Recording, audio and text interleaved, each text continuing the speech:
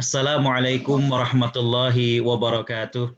Waalaikumsalam warahmatullahi wabarakatuh. Alhamdulillahilladzi arsala rasulahu bil huda wa dinil haq liyuzhirahu 'alad dini kullihi wa kafa billahi syahida. Nashhadu an la ilaha illallah wa nashhadu anna Muhammadan abduhu wa rasuluh. Allahumma salli wa sallim wa barik ala sayyidina Muhammad wa ala alihi wa sahbihi wa man sara ala nahjihi wastanna bisunnatihi ila yaumiddin. Qala Allah azza wa jalla fi kitabihil karim, a'udzu billahi minasy syaithanir rajim, laqad kana lakum fi rasulillahi uswatun hasanah. Shadaqallahul azim. Hadirin hadirat para perindu surga Allah Subhanahu wa taala, jamaah di Los Angeles ataupun di negara-negara lain dan juga di tanah air Indonesia, tiada kata yang pantas kita lantunkan di pagi hari waktu Indonesia atau di sore dan di malam hari waktu di Amerika, melainkan ucapan syukur. Alhamdulillah. Betapa sayangnya Allah kepada kita, betapa banyaknya nikmat dan karunia yang Allah limpahkan kepada kita. Kembali Allah percayakan hidup, Allah sehatkan kita, Allah gerakkan hati kita untuk ikut dalam kajian ini, di mana kita mengkaji sosok teladan kita, yaitu Nabi Muhammad SAW. Kita berharap mudah-mudahan Allah Subhanahu wa taala menjadikan apa yang kita pelajari ini sebagai ilmu yang bermanfaat dan mudah-mudahan menjadi acuan dalam kehidupan kita serta kelak mempertemukan kita dengan Nabi SAW di surganya. Amin ya rabbal alamin. Salawat teriring salam tidak lupa kita haturkan kepada panutan kita Nabi Muhammad sallallahu alaihi wasallam. Sosok yang kita cintai, sosok yang kita rindui, yang kita berharap mudah-mudahan dengan cinta kita kepada beliau, Allah Subhanahu wa taala berkenan untuk mempertemukan kita serta mengumpulkan kita dengan Nabi sallallahu alaihi wasallam di surganya. Amin ya rabbal alamin. Hadirin hadirat para perindu surga Allah Subhanahu wa taala, mempelajari sirah seperti dalam pertemuan pertama. Dia bukan hanya bercerita tentang sebuah dongeng, bukan hanya bercerita tentang kejadian, tapi bagaimana kita mengambil pelajaran dari setiap momen kehidupan yang dilalui dan dijalani oleh Nabi Shallallahu Alaihi Wasallam. Dalam pertemuan kedua, kita membahas tentang faktor-faktor yang membentuk karakter Nabi Shallallahu Alaihi Wasallam. Pada pertemuan 2 pekan lalu, kita membahas tentang bagaimana Nabi diasuh oleh orang-orang yang disayang, dan insya Allah dalam pertemuan kali ini kita membahas tentang sisi entrepreneurship Nabi Shallallahu Alaihi Wasallam. Hadirin hadirat para perindu surga Allah Subhanahu wa taala. Kalau kita berbicara tentang bagaimana kehidupan Nabi Shallallahu Alaihi Wasallam pada saat usia remaja, maka kita dapatkan bahwa Nabi Shallallahu Alaihi Wasallam adalah seorang remaja yang mandiri. 2 pekan lalu saya menyampaikan bagaimana Allah Subhanahu wa taala betul-betul menyiapkan seorang pemimpin, bagaimana kemampuan manajemen dan leadership-nya, dan juga bagaimana independen Nabi Shallallahu Alaihi Wasallam, kemandirian Nabi Shallallahu Alaihi Wasallam. Sehingga sisi ini akan kita coba lihat dan akan kita sambung, ya, bagaimana 2 pekan yang akan datang tentang harta Nabi Shallallahu Alaihi Wasallam. Hadirin hadirat para perindu surga Allah Subhanahu wa taala. Kalau kita melihat bagaimana perjalanan kehidupan Nabi Shallallahu Alaihi Wasallam, Syekh Safiur Rahman Al-Mubarakfuri dalam kitabnya Ar-Rahiqil Makhtum, ya, Sirah Nabawiyah, beliau menyebutkan bahwa ketika Nabi Shallallahu Alaihi Wasallam berusia sekitar 12 tahun, beliau sudah ikut bersama perjalanan dagang pamannya Abu Thalib. Ini saya ceritakan pada 2 pekan lalu, bagaimana ketika sampai di suatu tempat, maka pendeta Buhairah keluar dari tempat ibadahnya dan kemudian menyampaikan bahwa siapakah ayah dari anak ini. Ya. Dan kemudian dia menyampaikan agar kemudian anak ini dipulangkan, khawatir kalau sampai ke Syam dan berjumpa dengan orang Yahudi, maka mereka akan membunuhnya. Ya. Karena pendeta Buhairah ini tahu bahwa anak ini adalah calon seorang nabi. Melihat bagaimana fenomena alam, ya, awan selalu menaungi perjalanan Nabi Shallallahu Alaihi Wasallam. Bagaimana pohon-pohon juga tunduk kepada Nabi Shallallahu Alaihi Wasallam. Hadirin hadirat para perindu surga Allah Subhanahu wa taala. Jadi kalau kita berbicara tentang sisi entrepreneurship Nabi Shallallahu alaihi wasallam, di usia 12 tahun Nabi sudah diajak oleh pamannya untuk berdagang, bahkan bukan saja di sekitar Mekah, tapi diajak berdagang ke Syam, Syria sekarang. Ya, Syam itu kalau sekarang bisa Syria, Palestina. Jadi negeri Syam itu lebih luas dari Syria sekarang ini. Jadi usia 12 tahun Nabi Shallallahu alaihi wasallam sudah diajak oleh pamannya untuk perdagangan ataupun kafilah ekspedisi dagang menuju ke Syam. Ya. Para ulama mencatat bahwa ya, bukan Abu Thalib kemudian pilih kasih dengan anak-anaknya, tapi dikarenakan perangai yang nampak pada Nabi Shallallahu alaihi wasallam. Ya. Jadi kalau kita baca dalam sebuah buku ya, karangan Afzalur Rahman, Muhammad the Trader, sudah diterjemahkan dalam bahasa Indonesia, Muhammad Shallallahu alaihi wasallam sebagai pedagang ya. Beliau menyampaikan bahwa apa yang menjadi sebab Abu Thalib memilih Nabi SAW untuk diajak bersama beliau ketimbang anak-anaknya yang lain. Ya. Beliau menyampaikan bahwa ada sifat-sifat yang mulia yang dimiliki oleh Nabi SAW. Ya. Yaitu bagaimana beliau seorang anak yang mandiri, bagaimana beliau seorang yang jujur, ya. Kasarnya diajak dagang tuh nggak ngerewelin, justru membantu Abu Thalib. Ya. Orangnya rajin, ya. Bagaimana membantu dagangnya Abu Thalib. Jadi inilah yang kemudian menjadi modal yang sangat luar biasa yang dimiliki oleh Nabi Shallallahu alaihi wasallam adalah bagaimana beliau ikut magang dengan pamannya dan beliau memiliki kepribadian yang sangat-sangat bagus sekali, sangat-sangat cocok untuk menjadi seorang pedagang, yaitu orangnya ringan tangan dalam artian suka membantu pamannya. Beliau juga adalah orang yang jujur, beliau adalah orang yang ramah. Ini semua merupakan modal bagi seorang pedagang yang akan berhasil. Ya. Jadi usia 12 tahun, ya, Nabi Shallallahu alaihi wasallam sudah diajak untuk perjalanan dagang dari pamannya menuju ke negeri Syam.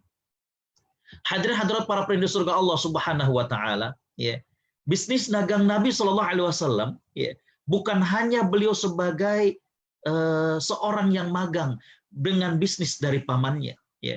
Namun kita saksikan bagaimana Nabi Shallallahu alaihi wasallam masih di usia belasan tahun, beliau sudah berusaha secara mandiri. Subhanallah, usia belasan tahun, ya. Nabi Shallallahu alaihi wasallam berdagang, ya, sudah ada join dengan As-Sa'ib bin Abdus Sa'ib, ya. As-Sa'ib bin Abu Sa'ib, ya. Jadi sudah rekanan dengan seseorang. Lihat bagaimana usia belasan tahun Nabi Shallallahu alaihi wasallam sudah memulai usaha mandiri dan beliau punya rekanan yang baik. Tercatat dalam sejarah bahwa tidak pernah saling curang, tidak pernah saling berselisih, ya. Subhanallah, ya. Jadi usia masih belasan tahun, ya. Nabi Shallallahu alaihi wasallam itu sudah punya usaha mandiri dan beliau sudah punya rekanan yang di sini dikatakan oleh para ulama yang bernama As-Sa'ib bin Abu Sa'ib. Ya.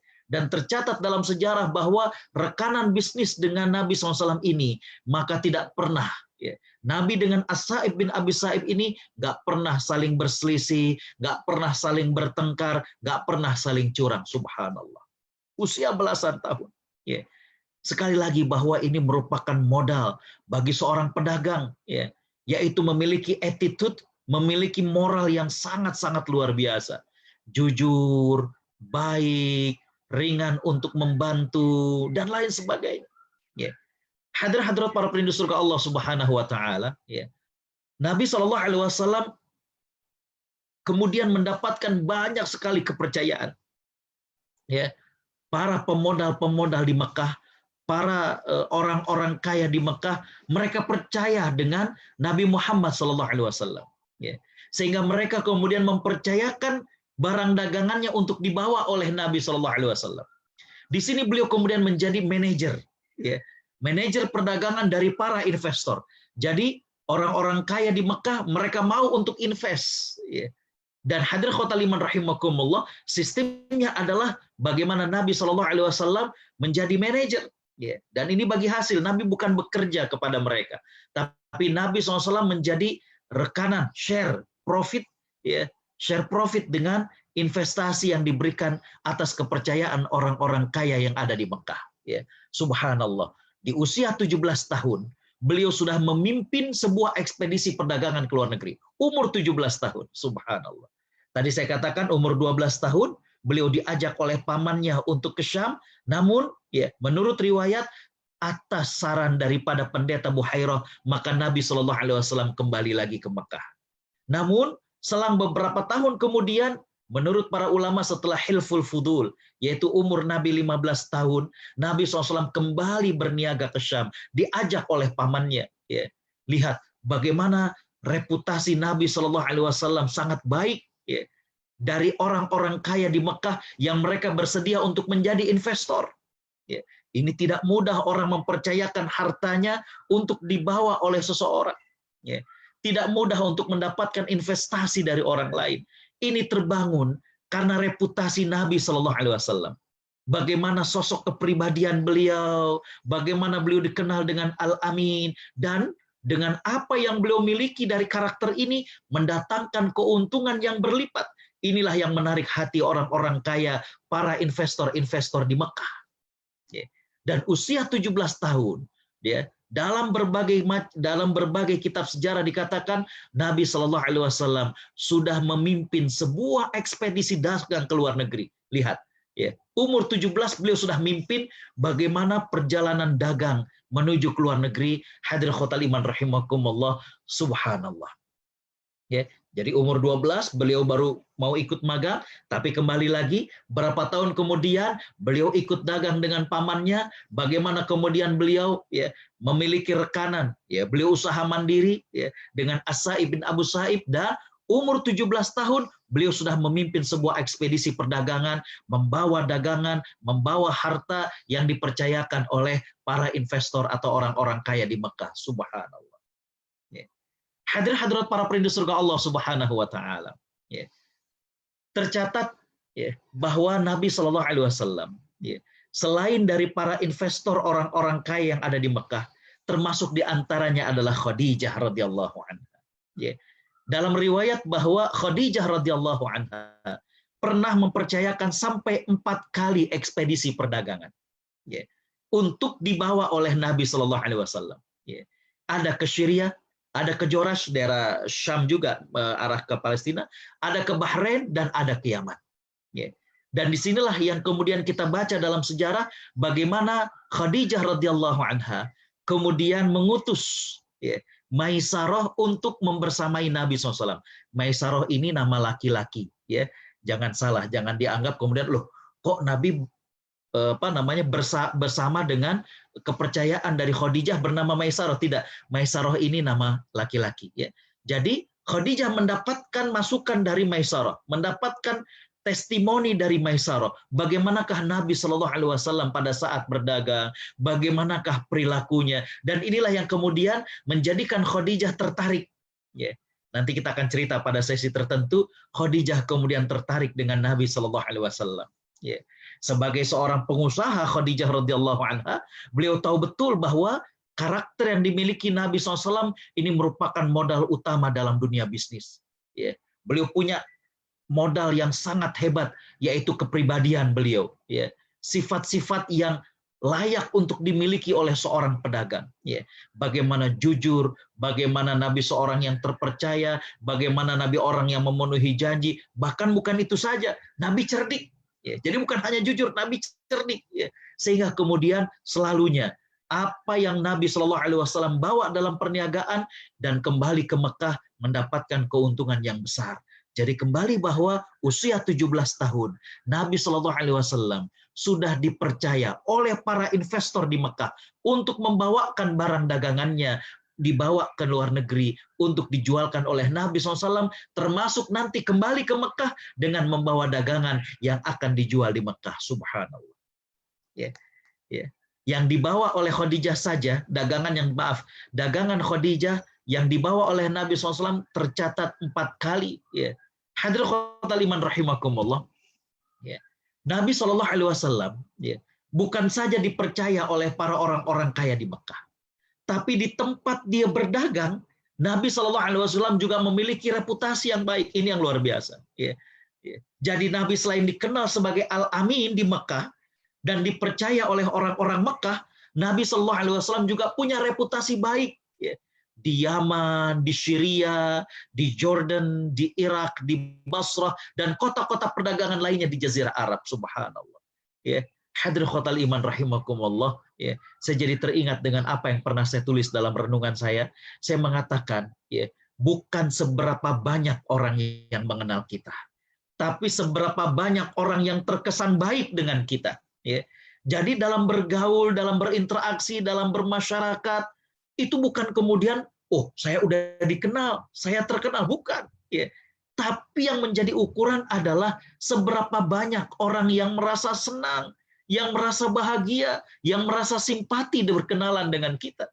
Lihat Nabi Shallallahu Alaihi Wasallam, bukan saja beliau dikenal Al-Amin di Mekah, ya. Bukan saja saat beliau masih kecil, oh good boy, tidak. Ya.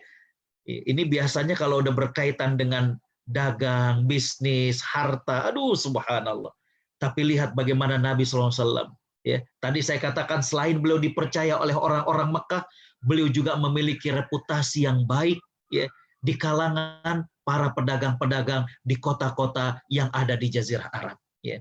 Beliau terkenal memiliki reputasi yang baik di Yaman, Syria, di Irak, di Basrah, dan kota-kota yang lainnya. Ya. Afzalur Rahman dalam bukunya Muhammad the Trader atau Muhammad Sallallahu Alaihi Wasallam sebagai pedagang, ya, beliau mengatakan tercatat 17 kota di Jazirah Arab yang pernah dikunjungi oleh Nabi SAW sepanjang hidupnya. Jadi 17. Ini sebelum beliau menikah dengan Khadijah. Ya, baik. Hadirat para perindu surga Allah Subhanahu Wa Taala. Setelah menikah dengan Khadijah radhiyallahu anha, tadi 4 kali Nabi bawa barang dagangan Khadijah sebelum nikah. Ya. Setelah menikah dengan Khadijah, ini juga nanti akan ada satu episode yang akan kita bahas tersendiri, ya, karena subhanallah ternyata Nabi SAW menikahi Khadijah itu maharnya itu 20 ekor unta, 20 ekor unta. Ya. Kalau satu ekor itu 30 juta, kalau kali 20 itu berarti 600 juta, itu mas kawinnya. Dan 12,5 uqiyah atau ons, ya. 12,5 ons, ya, berarti Masya Allah, ya, emas, ya. Jadi bukan segram 2 gram, 12,5 uqiyah atau ons, ya. Hadirin khotal iman rahimakumullah, nanti kita akan ada sesi tersendiri, ya. Jadi setelah menikah dengan Khadijah radhiyallahu anha, ya, tercatat Nabi SAW masih 3 kali melakukan ekspedisi dagang, ya. Bagaimana ke Yaman, ke Najd, ke Najran, ya. Hadirin khotal iman rahimakumullah, Nabi Shallallahu Alaihi Wasallam, ya, kembali bahwa tetap, ya, melakukan aktivitas bisnis, cuma, ya, kalau sebelumnya beliau adalah sebagai manajer investasi dari orang, setelah menikah dengan Khadijah radhiyallahu anha, maka beliau menjadi business owner, beliau menjadi pemilik bisnis itu. Ya, kalau tadi sharing profit dengan pemodal. Kalau sekarang setelah menikah dengan Khadijah, maka Nabi SAW berangkat ke Yaman, berangkat ke Najd, berangkat ke Najran, beliau sebagai business owner. Beliaulah pemilik daripada kafilah dagang itu. Ya. Hadirin khotal iman rahimakumullah. Ya. Bukan itu saja. Jadi bukan hanya menunggu perjalanan dagang, bukan saja kemudian perdagangan internasional yang dilakoni oleh Nabi SAW, tapi Nabi SAW juga memiliki usaha dagang, ya, di musim-musim perhelatan di festival dagang Ukaz. Jadi walaupun namanya suq, tapi hadirin khotal iman rahimakumullah, banyak yang mengatakan ini adalah bagaimana pasar ataupun festival dagang yang ada di Ukaz, Dzul Majaz, ya, di mana Nabi SAW dagang grosir di pasar-pasar Mekah. Ya, subhanallah. Jadi hadirin khotal iman rahimakumullah, ada musim-musimnya orang Arab itu datang ke Mekah dan Nabi SAW memanfaatkan kesempatan tersebut untuk berdagang. Ya. Ya. Pada saat orang-orang Arab berdatangan ke Mekah, Nabi Shallallahu Alaihi Wasallam berdagang, ya, di Suq Ukaz, ya, di pasar Ukaz, Dzul Majaz, ya, dan hadirin khotal iman rahimakumullah, pasar-pasar yang lainnya. Jadi kembali bahwa Nabi Shallallahu Alaihi Wasallam, ya, meningkat, ya, bagaimana karir beliau, ya. Dan hadirin khotal iman rahimakumullah, sampai beliau berumur 37, 38, dan kemudian beliau mengurangi hal itu dan beliau memperbanyak untuk tahannuts, ya, beribadah di Gua Hira, sampai kemudian umur 40 tahun Nabi Shallallahu Alaihi Wasallam kemudian mendapatkan wahyu dari Allah Subhanahu Wa Taala dan beliau dilantik menjadi seorang rasul. Kita lihat sisi entrepreneurnya. Hadirin khotul iman rahimakumullah. Kalau boleh kemudian saya urutkan, beginilah perkembangan karir Nabi Shallallahu Alaihi Wasallam. Ya, pada saat beliau masih kecil, ya, sebagaimana yang saya ceritakan 2 pekan lalu, Nabi Shallallahu Alaihi Wasallam menjadi penggembala, fee based. Ya, bagaimana beliau kemudian diberi upah. Ya. Beliau mengatakan bahwa aku menggembala kambing ini dan aku dikasih upah. Ya. Jadi yang pertama Nabi SAW ketika masih kecil beliau menjadi penggembala. Ya. Beliau mendapatkan fee. Ya. Beliau mendapatkan upah dari apa yang beliau lakukan. Ya. Yang berikutnya adalah ketika beliau bersama dengan pamannya, tadi saya katakan, beliau magang nih, ya, bisnis bersama pamannya, dan ini adalah pengalaman yang mahal. Ya. Kalau saya berbicara dengan pelaku-pelaku bisnis, mereka mengatakan untuk eksis bisnis, kalau kita memang mulai dari bawah, itu bisa membutuhkan waktu sekitar 15 tahun. Ya. Rugi, ada begini, ada begitu. Ya. Mohon maaf, tadi kata Pak Tisna, kami di yayasan di Bogor itu ya sempat punya semangat yang luar biasa. Ya. Kita ada balong, istilahnya kolam, empang, ada 3. Kita beli bibit lele, subhanallah. Ya, kita tanam. Hitungan-hitungannya itu kita baca, kalau ditanam hari ini, 3 bulan kemudian panen. Ya, subhanallah, udah terbayang saja kira-kira panen berapa. Ternyata ketika dipanen, kita baru tahu kalau yang namanya lele itu ABC. ABC itu artinya ukurannya nggak sama. Karena ketika diberi pakan, mereka berebut. Jadi ada yang kemudian besar, ada yang kemudian sedang, ada yang kemudian kecil. Bahkan tidak sedikit karena kanibal yang dimakan oleh rekannya. Ya. Lebih susah lagi ketika mau dijual. Subhanallah. Kita pikir mudah saja. Kita tawarkan ke tempat pecel lele. Ternyata mereka ada ukurannya. Terlalu besar juga mereka nggak mau. Ini nanti porsinya susah Pak Kiai.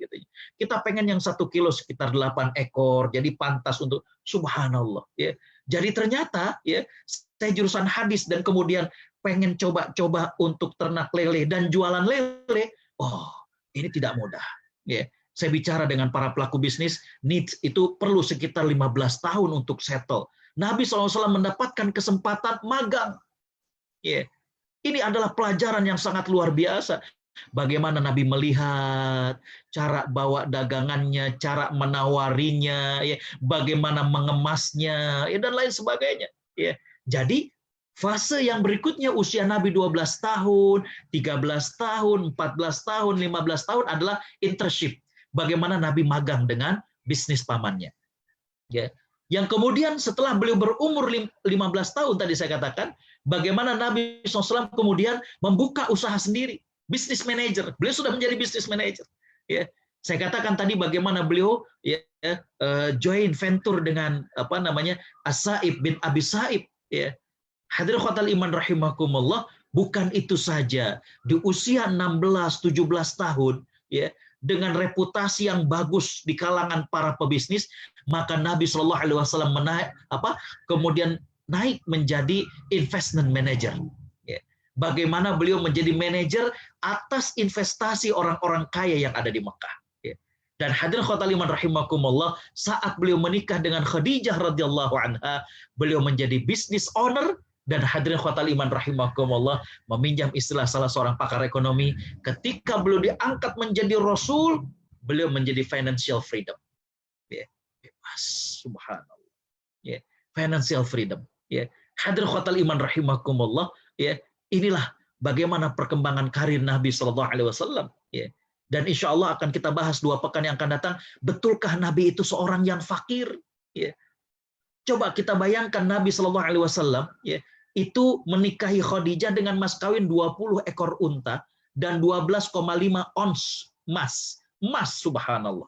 Ya. Jadi sekitar 1 kilo lebih emas, subhanallah. Ya. Kita kalau mas kawin sekian gram nih, hadirin khotul iman rahimakumullah, ya. Jadi kembali bahwa disinilah kemudian ada ungkapan, kalaulah beliau memulai, ya, bisnis ataupun dagangnya umur 12 tahun dan kemudian belum dia lantik menjadi rasul, itu umur 40 tahun, 40 dikurangi 12, 28 tahun. Sehingga ada ungkapan yang tadi saya share, kemudian juga saya share dalam Facebook, bahwa Nabi Shallallahu Alaihi Wasallam sebagai pedagang itu 28 tahun. Ya. Dan Nabi menjadi seorang Rasul 23 tahun. Makanya ada yang mengatakan bahwa Nabi itu jadi pedagang lebih lama ketimbang Nabi menjadi Rasul. Ya. Hadirin khotbah liman rahimakumullah, walaupun setelah beliau dilantik menjadi Rasul, ada juga bisnis-bisnis yang dilakukan oleh Nabi SAW. Jadi inilah perkembangan karir Nabi SAW, dan kalau kita lihat bahwa ini jarang sekali diungkap, bahwa Nabi SAW ternyata adalah seorang pedagang yang sangat-sangat berhasil, karir beliau itu sangat-sangat cemerlang, dan hadirin khotbah liman rahimakumullah, umur 40 tahun, beliau sudah berada pada puncak, yaitu beliau memiliki kebebasan secara finansial. Beliau nggak tergantung dengan materi. Ya. Hadirin khotal iman rahimakumullah. Ya. Berikutnya adalah kita lihat bagaimana Nabi Shallallahu Alaihi Wasallam memotivasi kepada kita tentang perniagaan. Ya. Hadis an Rafi' bin Khadij radhiyallahu an, qila ya Rasulullah, ayul kasbi atyab? Qala amalur rajuli biyadihi wa kullu bai'in mabrur. Sahabat Rafi' bin Khadij, beliau meriwayatkan bahwa ada seorang sahabat yang bertanya kepada Nabi SAW, ya Rasulullah, pekerjaan apa yang paling baik? Nabi SAW kemudian menjawab, amalur rajuli biyadihi, pekerjaan yang dilakukan seseorang dengan tangannya, artinya bukan mengemis, itu bukan pekerjaan. Dalam hadis yang lain Nabi SAW mengatakan bahwa li'an ya'khudha ahadukum ahbulahu. Salah seorang di antara kalian bawa tali temali, kemudian berangkat menuju gunung, lalu mengumpulkan kayu bakar, diikat dan dipanggul lalu dijual. Walaupun hasilnya tidak terlalu banyak, itu lebih baik daripada orang yang meminta-minta, baik dikasih mau apalagi tidak dikasih. Jadi Islam mengajarkan kepada umatnya untuk bekerja, berusaha apa yang bisa dilakukan. Dan kemudian Nabi mengatakan wa kullu bai'in mabrur, dan setiap perdagangan yang baik itu merupakan pekerjaan yang paling baik. Jadi jual beli adalah perdagangan yang baik. Jual beli adalah perdagangan yang baik. Subhanallah. Ini kemudian nanti masuk fikihnya, nama fikih muamalat. Sangat banyak sekali. Kita di tengah pandemi sekarang ini ada jualan online, ada menjadi reseller. Mohon maaf, yang perlu dibahas juga bagaimana hukumnya menjadi YouTuber misalnya. Jadi YouTuber dan kita dapat fee sekarang itu kan banyak yang menjadi YouTuber misalnya. Di Los Angeles misalnya ada anak yang senang, dia posting, ternyata yang subscribe-nya banyak, dia mendapatkan uang. Bagaimana hukumnya menjadi YouTuber? Ala kulli hal, hadirin khotal iman rahimakumullah, Nabi menjelaskan bahwa salah satu pekerjaan yang baik adalah berdagang yang baik. Berdagang yang baik adalah akad-akadnya, transaksi-transaksinya baik, apa yang didagangkan juga baik. Jadi hadirin khotal iman, Nabi mengajarkan kepada kita bahwa berdagang adalah salah satu pekerjaan yang paling baik. Bahkan, Nabi SAW pernah menyampaikan sebuah motivasi.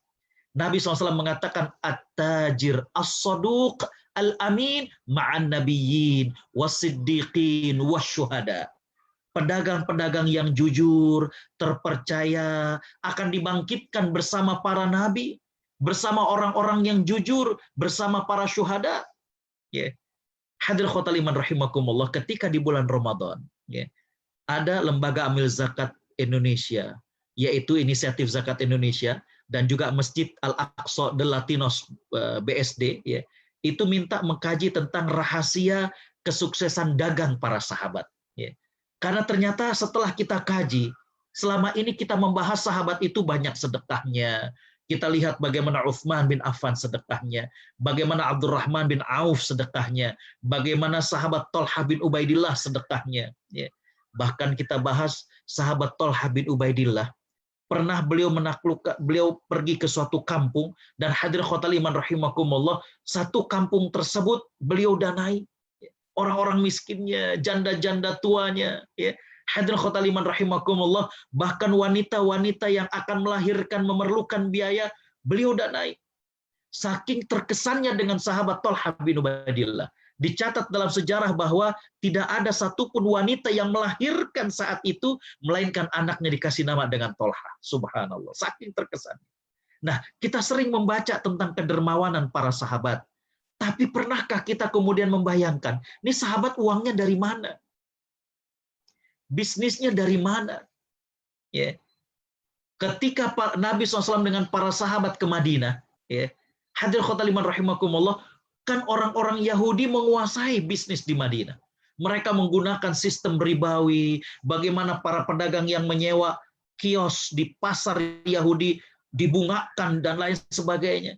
Bagaimana Nabi dengan para sahabat mampu memberantas riba, itu yang sekarang ini kita hadapi. Ya. Jarang kita kaji hal-hal sirah seperti ini. Ya. Jadi kembali hadirin khotaliman rahimakumullah, ya, saya sampaikan bahwa Nabi Shallallahu Alaihi Wasallam menegaskan kepada kita bahwa seorang pedagang yang jujur nanti Allah akan bangkitkan bersama para nabi, bersama orang-orang yang jujur, bersama para syuhada. Ya. Hadirin khotaliman rahimakumullah, inilah motivasi Nabi SAW untuk menjadi pedagang, tapi pedagang yang jujur, pedagang yang memiliki attitude yang mulia. Ya. Karena kenapa? Karena di satu kesempatan Nabi Shallallahu Alaihi Wasallam juga ya mewanti-wanti dan mengancam para pedagang yang tidak jujur. Ya. Nabi Shallallahu Alaihi Wasallam mengatakan at-tujar fujar. Ya. Ya. At-tujar fujar. Ya. Para pedagang itu tukang maksiat, kata Nabi SAW. Para sahabat sampai terkaget-kaget. Ya Rasulullah, bukankah Allah Subhanahu wa Ta'ala sudah menghalalkan perniagaan? Nabi SAW mengatakan, bala walakinnahum yuhaddithuna fayakdzibun wa yahlifuna fayatsamun. Betul, dagang itu dibolehkan oleh Allah Subhanahu wa Ta'ala, tapi para pedagang yang sering berdusta ketika berkata, sumpahnya suka sumpah palsu, dijamin nggak luntur. Ya subhanallah, ya. Ternyata hadirin khotaliman rahimakumullah, nyampe rumah luntur, balik lagi. Loh, ya. Bapak bacanya bukan dari kiri ke kanan, kanan ke kiri, luntur nggak dijamin. Subhanallah, ya. Hadirin khotaliman rahimakumullah, beli jeruk asam, balik lagi, Bapak gimana? Apa kata tukang jeruknya? Bapak baru beli sekilo asam udah marah-marah. Saya satu peti asam. Subhanallah, ya. Hadirin khotaliman rahimakumullah, kan bikin mangkel para pembeli, ya. Bersumpah dengan nama Allah, ya, kemudian berkata dengan wah bagaimana kemudian promonya begini dan begitu, subhanallah. Hadirin khotal iman rahimakumullah, kalau memang itu dilakukan, kata Nabi SAW, itu adalah fujar, orang yang banyak dosanya. Jadi Nabi SAW memotivasi kepada kita untuk berdagang, dan beliau bukan hanya mengatakan, beliau juga melakukan hal itu, beliau juga mempraktekkan hal itu. Bagaimana menjadi pedagang yang sukses, bagaimana menjadi pedagang yang memiliki kredibilitas yang baik. Makanya ya di slide berikutnya saya katakan bahwa Nabi SAW ya, memiliki rahasia kesuksesan beliau dalam berdagang. Ini rahasianya. Yang pertama, hadirin khotaliman rahimakumullah, Nabi SAW kalau dagang tuh jujur. Ya. Ini yang menjadi hal penting. Ya. Bagaimana hadirin khotaliman rahimakumullah kejujuran dalam berdagang. Ya. Dalam sebuah hadis yang diriwayatkan oleh Imam Muslim, Nabi Shallallahu Alaihi Wasallam bersabda, ya, al-bayyi'ani bil khiyar. Penjual dengan pembeli, mereka punya hak, ya, untuk memilih apakah akan melanjutkan perdagangan itu atau tidak, apakah akan melanjutkan transaksi itu atau tidak. Ya. Nabi kemudian mengatakan, fa'in sodaqo wa bayyana burika fi bai'ihima. Kalau kedua-duanya ini jujur dan menjelaskan kalau ada aib dan cacat pada dagangannya, Allah akan memberkahi jual beli mereka. Wa in katama wa kadzaba muhiqat barakatu bai'ihima.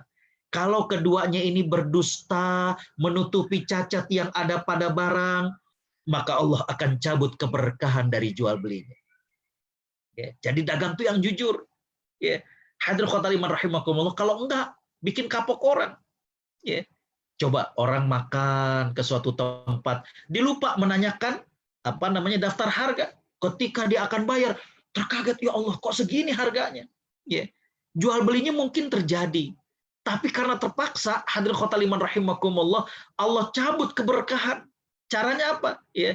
Orang ini akan ngomong, oh kalau lewat ke sana, jangan deh, tuh ada restoran, ada rumah makan, suka ngegetok. Ya. Harganya nggak masuk akal. Ya. Hadirin khotal iman rahimakumullah, tapi kalau kemudian jujur, subhanallah. Ya. Justru ini yang disebut dengan lips marketing. Ya. Bagaimana memasarkan dengan bibir, artinya dari mulut ke mulut. Oh, dia baik, dia jujur, ini segala macam. Oh, subhanallah. Ya.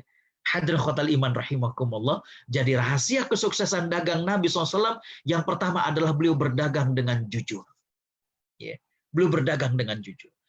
Yang kedua, hadirin khotal iman rahimakumullah, kalau terjadi transaksi bisnis itu fair. Ya. Itu dalam transaksi bisnis itu beliau fair. Ya. Jadi hadirin khotal iman rahimakumullah, nggak ada yang kemudian merugikan pihak yang lain. Nggak mau menang sendiri. Ya. Walaupun ya kalau kita bicara secara hukum fikihnya, ya, apakah ada batas maksimum untuk meraih untung? Misalkan ya katakanlah Bapak Ibu yang di Los Angeles mau buka bisnis misalnya, ya. Ustadz, batasan untung itu berapa persen sih? Kalau 20%, 30% kegedean nggak? Ya. Para ulama mengatakan bahkan 100% pun dibolehkan. Ya. Yang penting ridho. Ya. Tidak ada unsur kemudian saling menzalimi. Ya. Ini bisa dibaca dalam sejarah bagaimana ada sahabat yang bernama Umar Al-Barqi. Ya. Beliau ini seorang sahabat yang sangat-sangat pandai untuk memasarkan, menjual. Ya. Sampai ada yang mengatakan Umar Al-Barqi ini, kalau dia nggak punya barang buat dijual, dia pegang pasir ini bisa dijual. Artinya meyakinkan orang tuh luar biasa. Ya. Dalam riwayat bahwa Nabi SAW pernah memberi uang kepada Umar Al-Barqi untuk membeli 1 ekor kambing. Katakanlah 10 dinar. Katakan. Ya. Di riwayat itu tidak disebutkan berapa jumlahnya. Ya. Hadirin khotal iman rahimakumullah, maka berangkatlah sahabat ini ke pasar dan dia membeli seekor kambing dengan harga 10 dinar. Ketika perjalanan akan pulang, ketemu dengan seseorang dan tertarik dengan kambing tersebut. Kambingnya gemuk banget. Ya. Hadirin khotal iman rahimakumullah. Kemudian, ya, hadirin khotal iman rahimakumullah, singkat ceritanya orang yang ditemui di jalan ini tertarik, kemudian ditanya mau dijual berapa. Ya. Kata Umar Al-Barqi, tadi sih belinya 10 dinar. Kalau kamu bayarin 20 dinar silakan. Ternyata dibeli 20 dinar. Karena hadirin khotal iman rahimakumullah, menurut dia 20 dinar itu cocok. Kambingnya gemuk dan lain sebagainya. Umar Al-Barqi kemudian balik lagi ke pasar. Kemudian beliau beli dengan 20 dinar ini 2 ekor kambing. Akhirnya kemudian dibawa kepada Nabi SAW. Nabi kemudian bertanya, kan aku suruh kamu beli 1 ekor kambing. Diceritakanlah oleh dia bahwa tadi udah beli 1 ekor. Di tengah perjalanan ketemu seseorang, dibayar 2 kali lipat. Maka aku balik lagi ke pasar dan bawa 2 ekor kambing.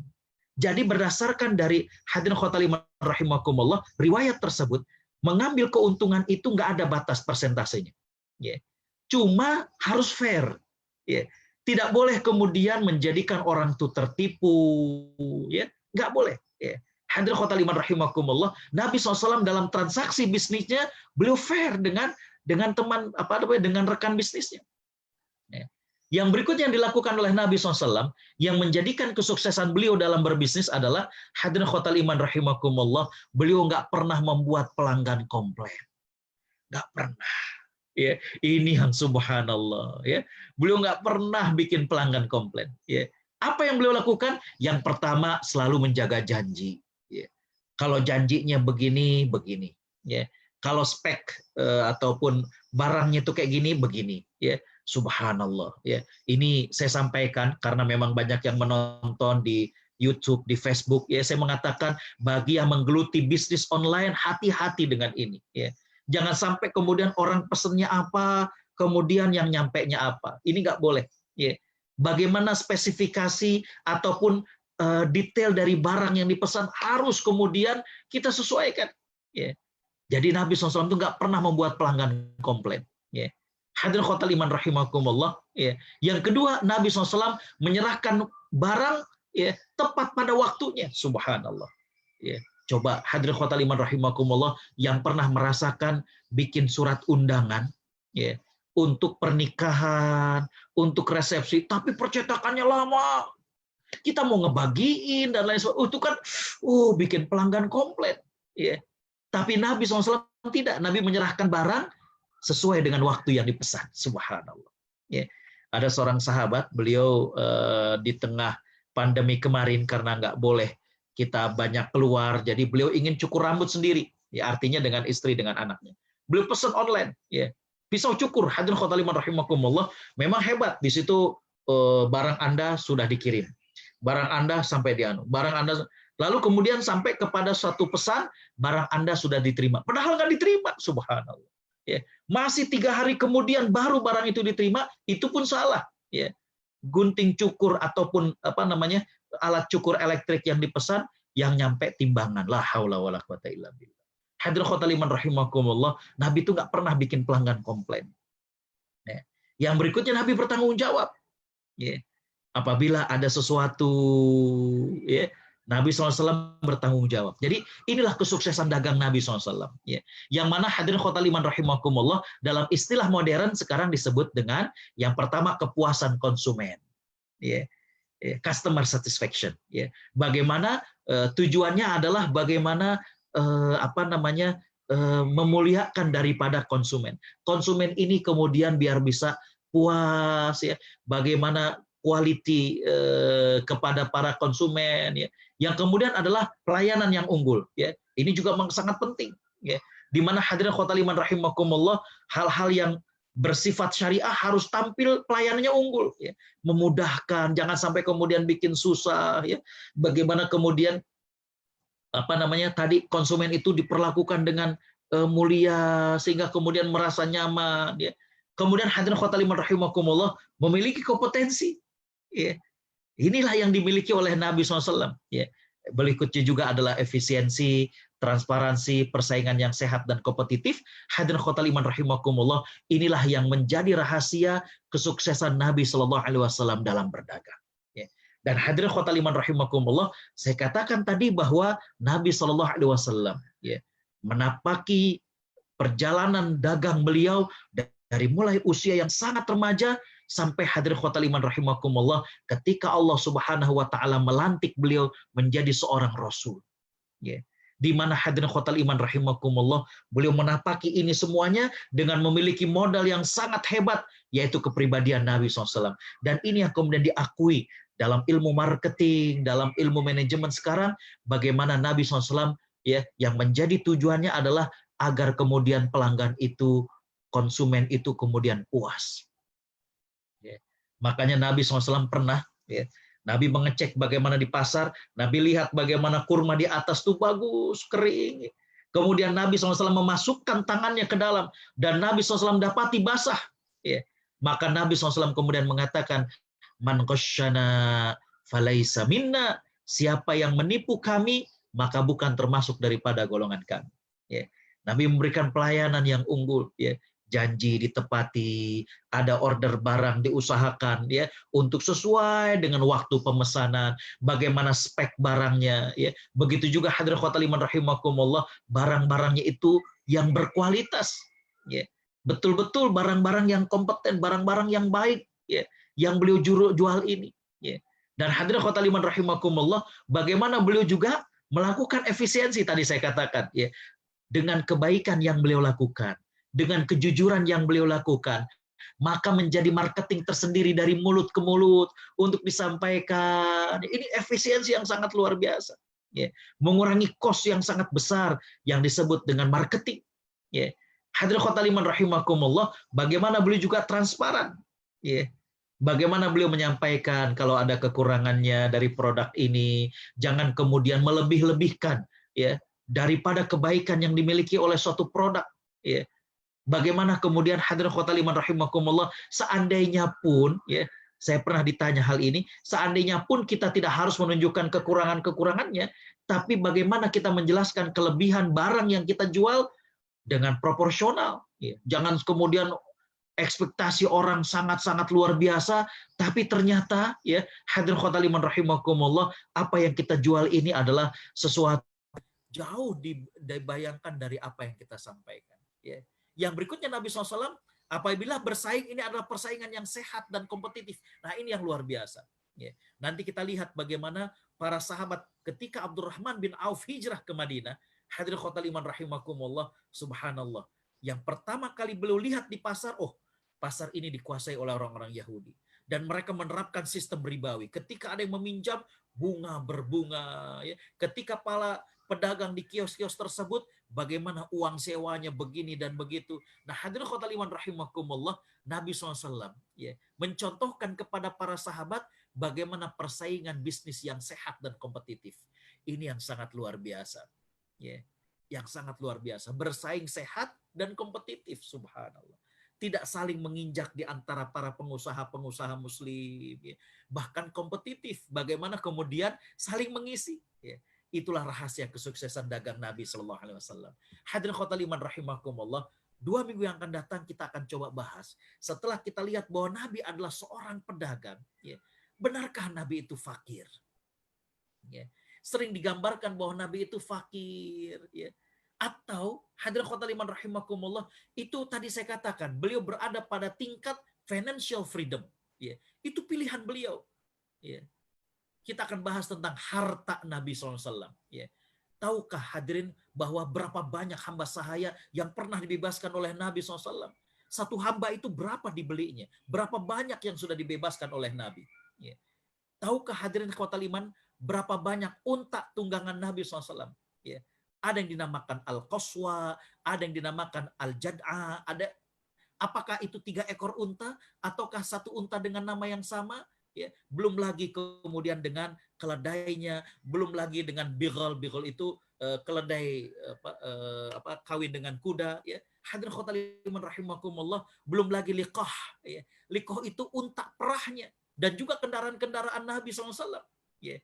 Jadi kembali bahwa Nabi SAW menikahi Khadijah dengan mas kawin 20 ekor unta muda dan 12,5 uqiyah emas. Subhanallah. Hadirin khotal iman rahimakumullah. Jadi kembali bahwa sungguh telah ada pada diri Nabi SAW suri tauladan yang baik.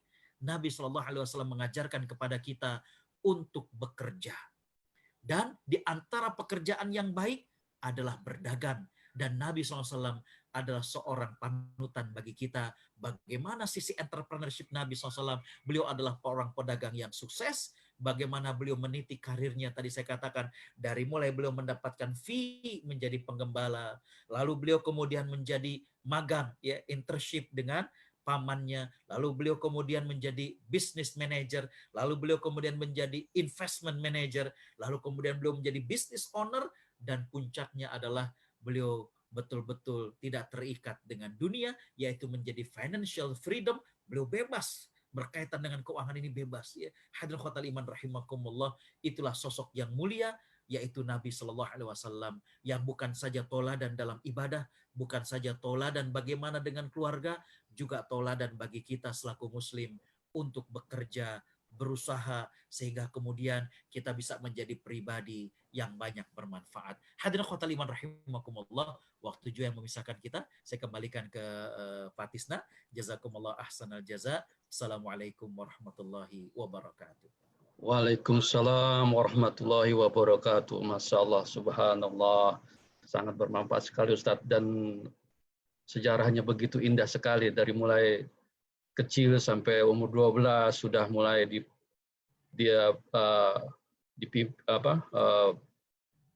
berdagang, magang sampai umur 17, begitu indah. Dan yang sangat berat ini yang saya lihat di sini adalah sukses Nabi Muhammad SAW ini adalah berdagang dengan jujur, Masya Allah. Salah satunya ini, jadi sangat indah sekali. Jadi berdagang dengan jujur, adil dalam perjanjian bisnis, tidak pernah membuat pelanggan komplain, selalu menjaga janji dan tepat pada waktu bila dipesan, dan yang sangat penting adalah ini, bertanggung jawab, Masya Allah.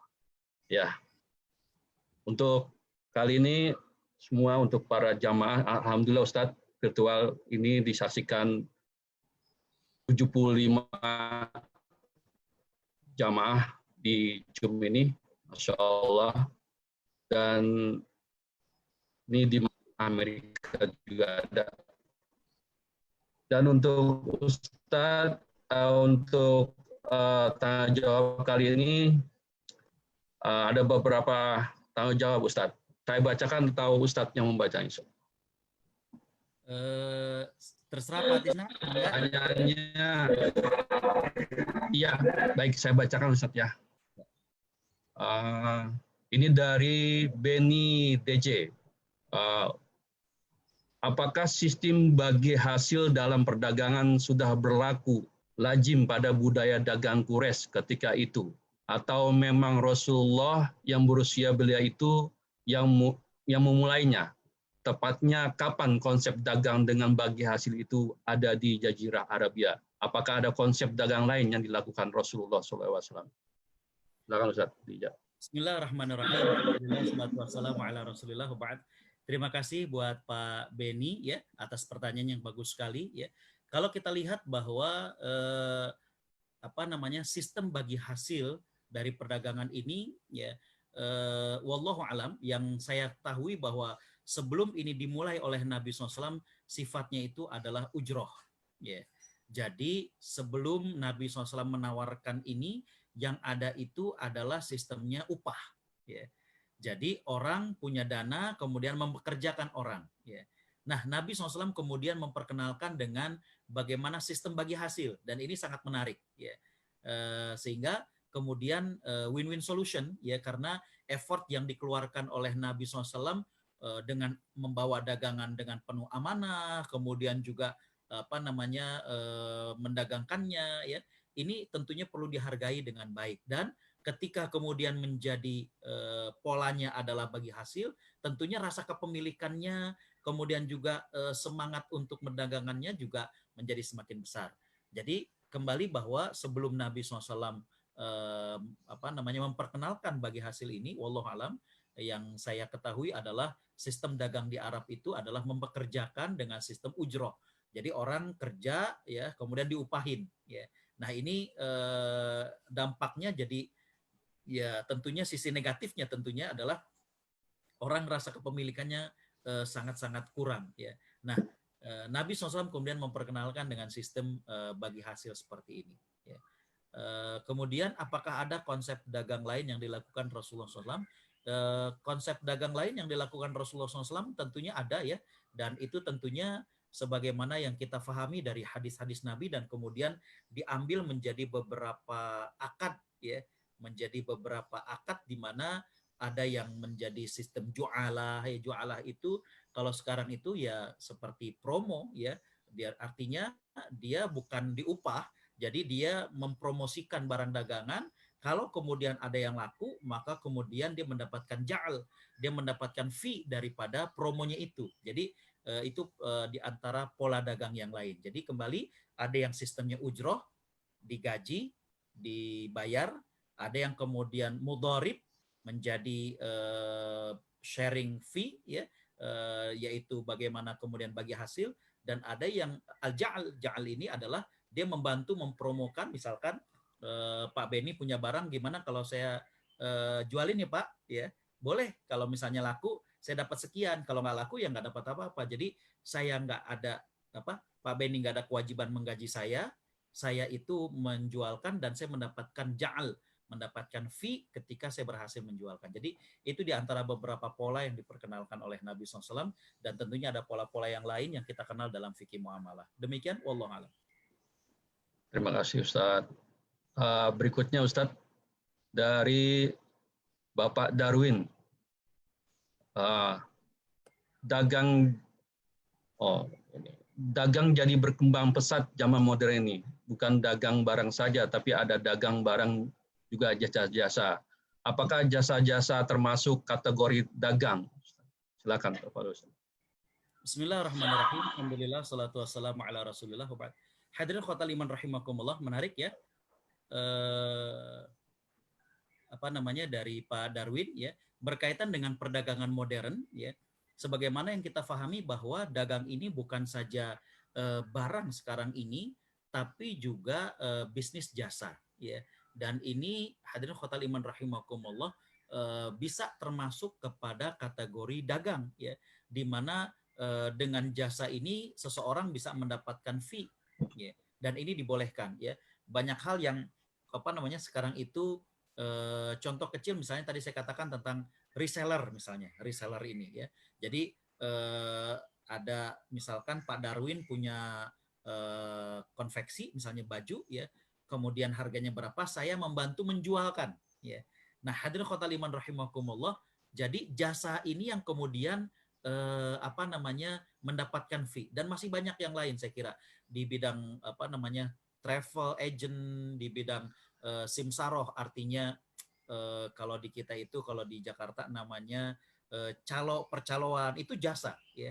Jadi misalnya orang mau jual rumah misalnya, kemudian menggunakan simsaroh jasa calo, kemudian dijualkan, ada aturannya. Jadi kembali bahwa jasa ini juga termasuk dalam hitungan bisnis, dan itu ada aturannya dalam Islam. Jadi kembali bahwa dagang ataupun bisnis bukan saja barang, tapi juga berkaitan dengan jasa ya. Dan ini juga ada aturan mainnya dalam fikih muamalat Islam. Demikian, wallahu a'lam. Terima kasih Ustadz. Selanjutnya dari Bapak Nur Hadi Antono. Assalamualaikum Ustadz.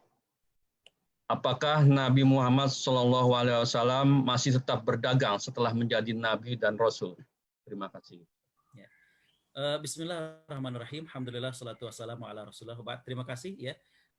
Pertanyaan dari Pak Nur Hadi Antono ya. Nabi SAW di usia 37 tahun yang saya baca dalam riwayat, beliau sudah tidak melakukan ekspedisi dagang keluar kota Mekah ya. Begitu juga beliau mengurangi aktivitas dagang beliau di Mekah. Jadi nggak menjalankan lagi, artinya beliau tidak bawa kafilah dagang keluar, beliau juga mengurangi dagang di Mekah, dan beliau lebih banyak konsentrasi untuk di Gua Hira di umur 37-38 ya. Dan kemudian pada saat beliau berumur 40 tahun ya, maka tadi saya katakan bahwa sangat susah mencari riwayat, ini saya belum dapatkan, sangat susah mencari riwayat bahwa Nabi masih tetap berdagang, sangat susah ya. Yang saya tahu adalah bahwa Nabi SAW setelah kemudian tadi ya, beliau menjadi business owner ya, beliau kemudian menjadi investor ya, itu yang saya tahu. Jadi beliau kemudian menjalankan dagang sendiri, itu ketika beliau diangkat menjadi Rasul, saya agak sulit mendapatkan riwayatnya ya. Cuma yang saya baca adalah ketika beliau tadi saya katakan tahapannya, setelah menikah dengan Khadijah beliau menjadi business owner, dan setelah kemudian beliau dilantik menjadi Rasul, maka beliau menjadi investor. Itu yang beliau lakukan, sehingga waktu beliau itu banyak digunakan untuk berdakwah, dan kita akan lihat 2 minggu yang akan datang bahwa ternyata harta Nabi SAW itu subhanallah sangat banyak sekali. Ada bukunya ya, Amwalun Nabi SAW ya, bagaimana harta Nabi SAW dari budak yang belum merdekakan dan lain sebagainya, dan itu didapat dari diantaranya adalah investasi. Jadi wallahu alam, Pak Nur Hadi Antono, yang saya sependek yang saya baca, sulit cari riwayat beliau masih berdagang. Yang ada adalah maknanya adalah beliau menjadi pemodal, beliau menjadi investor. Demikian wallahu alam. Terima kasih Ustadz. Selanjutnya adalah ini dari Forum Silaturahmi. Adakah batasan umur untuk berhijab kabul atau berbisnis dalam Islam? Bismillahirrahmanirrahim. Alhamdulillah, salatu wassalamu ala Rasulillah. Terima kasih bahwa batasan ijab dan qabul ini ya, para ulama mengatakan adalah tamyiz. Ya, tamyiz itu artinya orang sudah bisa mengerti. Ya. Ini tidak dibatasi dengan baligh. Jadi artinya kalau usia baligh itu adalah 11-12 tahun, sebelum itu kalau misalkan ada anak kecil udah ngerti uang, maka itu sudah sah untuk ijab dan qabul. Misalnya ya, ada anak umur 4 tahun, dia ke warung, dia tahu uang 2.000 itu bisa beli permen 4, maka itu sah jual belinya. Ya. Begitu juga dalam bisnis modern ya, misalkan ada anak, dia tahu dengan uang 5.000, kalau dia ke airport, dia masukkan, kemudian dia pencet, maka keluar air mineral, itu sah jual belinya. Ya. Jadi kembali bahwa para ulama lebih kepada batasannya itu tamyiz, orang itu ngerti, kalau kata maaf kalau bahasa bebasnya nggak dibohongin ya kalau kata orang Jakartanya, maka itu sudah sah jual beli ya.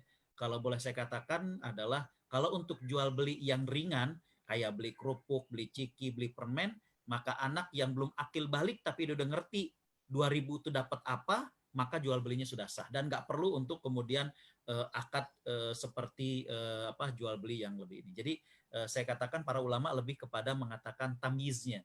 Orang bisa membedakan, orang ngerti jual beli, kalau bahasa tadi saya katakan gampangnya nggak dibohongin, maka jual belinya udah dikatakan sah. Ya.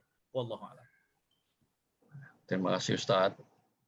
Untuk berikutnya ini dari Kurniawan Fatma. Assalamualaikum Ustadz. Bagaimana hukumnya kalau seandainya kita jadi developer perumahan, namun pelanggan kita atau pembeli rumahnya menggunakan bank konvensional? Silakan Ustadz. Bismillahirrahmanirrahim. Alhamdulillah, salatu wassalamu ala rasulillah. Terima kasih. Ini kalau nggak silap nih Pak Edwin ya dari Qatar ya. Apa namanya? Ya alhamdulillah nih yang bertanya dan yang hadir saya lihat dari berbagai negara, ada yang dari Kuwait, ada yang dari Qatar. Masya Allah. Ada yang dari Sydney juga ya, yang dari Jakarta. Baik. Ini bagaimana hukumnya kalau seandainya kita jadi developer perumahan namun pembeli rumah menggunakan bank konvensional ya. Hadirin khotal iman rahimakumullah ya. Saya pernah menyampaikan bahwa dalam istilah fikih muamalat tidak ada yang diistilahkan dengan uang haram. Ya, uang itu tidak terkait dengan uang halal, uang haram. Yang ada adalah uang yang didapat dengan transaksi yang haram. Kalau uangnya nggak haram, ya. Misalnya kita punya 1 dinar Kuwait atau misalkan 1 dinar Qatar atau 10 dolar US misalnya. Uang ini ya nggak ada uang haramnya. Yang haram itu adalah kalau kemudian transaksinya menggunakan cara yang haram. Nah, yang jadi masalah adalah ketika kemudian kita jadi developer dan pembeli kita menggunakan bank konvensional. Hadirin khotal iman rahimakumullah, di sini saya ingin mengatakan bahwa kalau misalkan ya sifatnya pembelian secara cash ya, maka hadirin khotal iman rahimakumullah, dari pihak kita sebagai developer sebenarnya tidak ada sama sekali keterkaitan dengan unsur ribawi. Jadi Pak Edwin developer bangunin rumah misalnya, kita bikin klaster ada 50 unit misalnya. Kemudian ada pembeli yang ingin membeli rumah kita dan melalui bank konvensional. Bank membeli kepada kita developer secara cash ya. Jadi kita menjual 1 unit tersebut dengan cara cash dan kita terlepas dari unsur-unsur ribawi di situ. Yeah. Jadi mohon maaf kalau saya katakan bahwa pemilihan pembeli tersebut melalui bank konvensional dialah yang menanggung daripada katakanlah hal-hal yang mudorotnya. Tapi kita sebagai developer, unit yang kita bangun dibeli secara cash oleh bank konvensional, maka ini akadnya adalah akad yang dibenarkan dan akad yang dibolehkan. Ya. Pemilihan bank konvensional oleh si pembeli itu merupakan bagaimana tanggung jawab dia dengan Allah Subhanahu Wa Taala. Walaupun ya kita sebagai developer bisa juga kita di bagian marketing untuk kemudian menyampaikan saran bagaimana kalau begini, bagaimana kalau begitu, yaitu kita menawarkan dengan bank yang syariah. Tapi kalau sekali lagi misalkan unit rumah yang kita bangun dibeli oleh pembeli dan dia menggunakan bank konvensional, sepanjang kita dengan bank konvensional tidak ada unsur ribawi, dia beli secara cash, maka itu adalah hal yang dibolehkan dan itu adalah halal. Wallahu a'lam. Terima kasih Ustadz. Masya Allah. Ini ada lagi Ustadz. Masih bisa ya Ustadz ya? Baik. Allah. Ini dari tadi bukan Pak Erwin katanya ini. Bukan Pak Edwin katanya. Oh, baik. Dari Jakarta beliau, Ustaz. Oh, dari Jakarta, subhanallah. Yang berikutnya adalah ini dari Imam ini. Assalamualaikum Ustaz, bagaimana cara Rasulullah menghadapi kerugian dalam berbisnis sebelum menjadi nabi? Jazakallahu khair, Ustaz. Baik. Terima kasih Pak Imam. Bismillahirrahmanirrahim. Alhamdulillah salatu wassalamu ala Rasulillah. Bagaimana cara Rasulullah menghadapi kerugian dalam bisnis sebelum menjadi nabi? Ini pertanyaan yang menarik sekali ya. Yang pertama adalah tentunya Nabi SAW mengurangi ataupun yang kita kenal dengan manajemen resiko ya. Manajemen resiko ini yang dilakukan oleh Nabi itu adalah yang pertama memastikan barang yang akan dibawa berdagang itu adalah barang yang baik ya. Di sini menunjukkan bahwa Nabi itu tahu betul barang yang akan dia bawa, barang yang akan dia dagangkan. Ya. Yang kemudian yang kedua adalah Nabi SAW juga memiliki katakanlah pekerja-pekerja yang memang bisa diandalkan. Ini bisa mengurangi resiko. Ya, contohnya dia tahu betul siapa Maisaroh, dia tahu betul siapa As-Sa'ib bin Abi Sa'ib. Ini termasuk hal penting yang harus kita kuasai bahwa ketika kita mau berbisnis maka yang membantu kita juga harus orang-orang yang memiliki kredibilitas yang baik. Yang berikutnya adalah Nabi SAW juga berpartner ataupun berdagang kepada orang-orang yang memang beliau jajaki dengan baik, sehingga beliau juga terhindar dari penipuan, beliau juga terhindar dari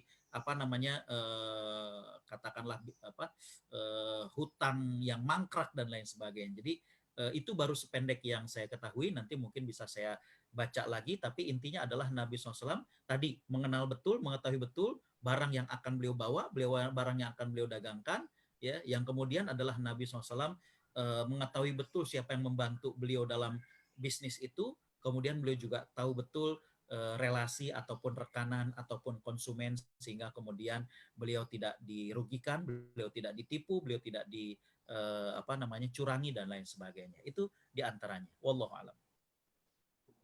Terima kasih Ustadz. Untuk selanjutnya dari Ibu Amelia Natasha. Pertanyaannya, untuk jual beli dropship, barang dikirim dari penjual apakah sah? Ustadz.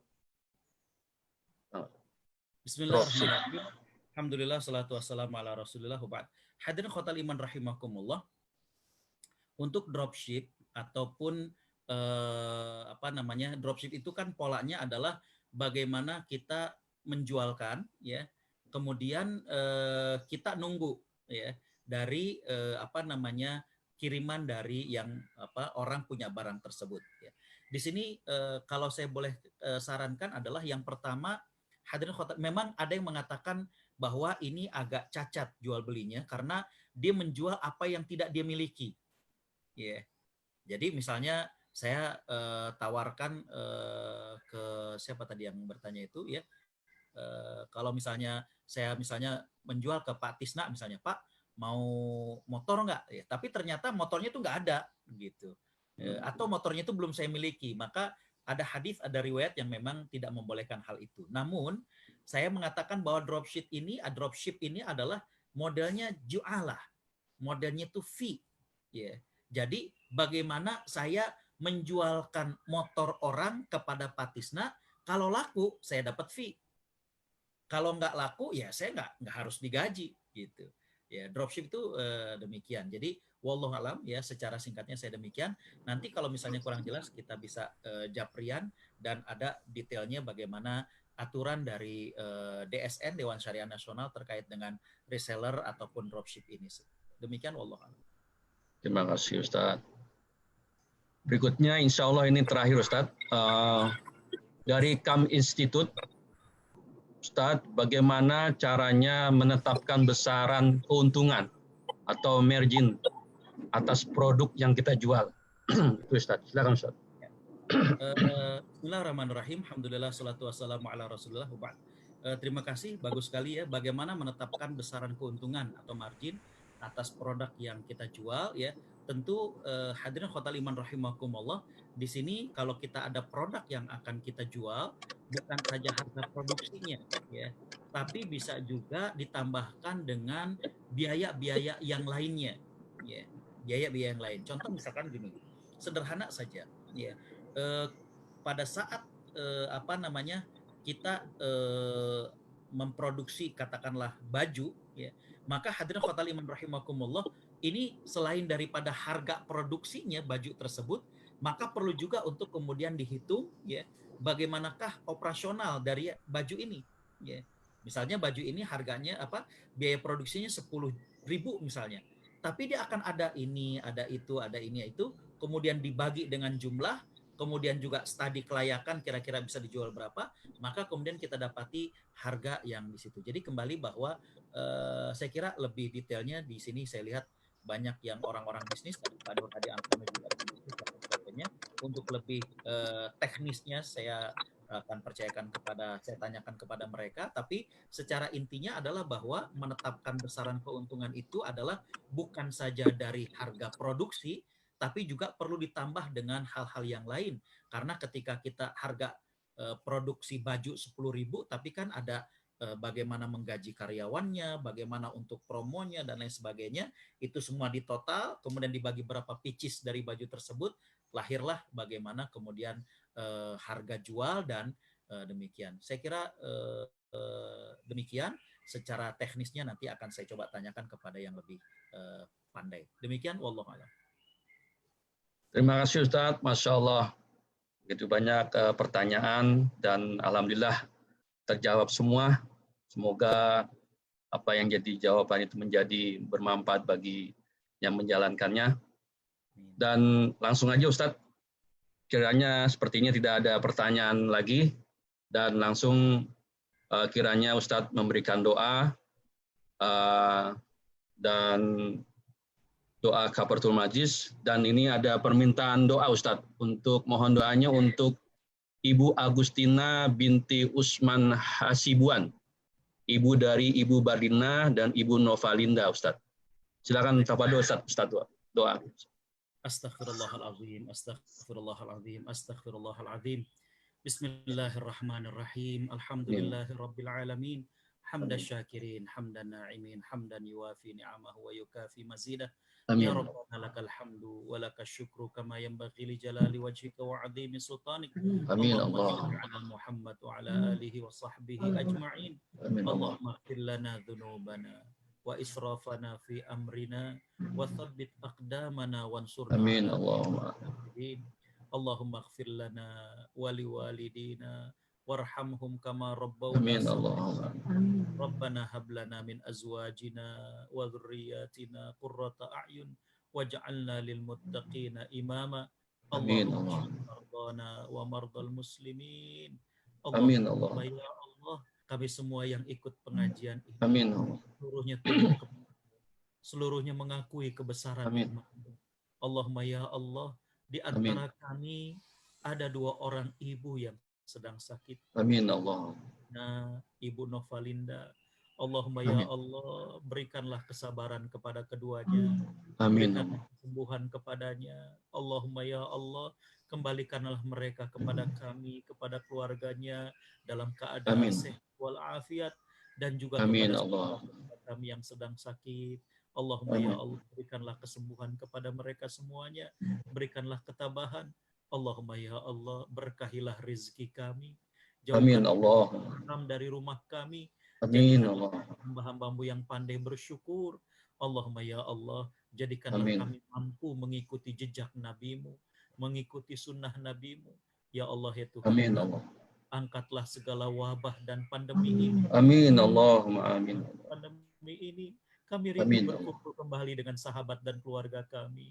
Kami rindu kembali ya Allah untuk kumpul di masjid-masjid-Mu ya Allah. Allahumma ya Allah, kami mengakui banyak dosa kami hingga pandemi ini menimpa kepada kami. Ampuni kami ya Allah.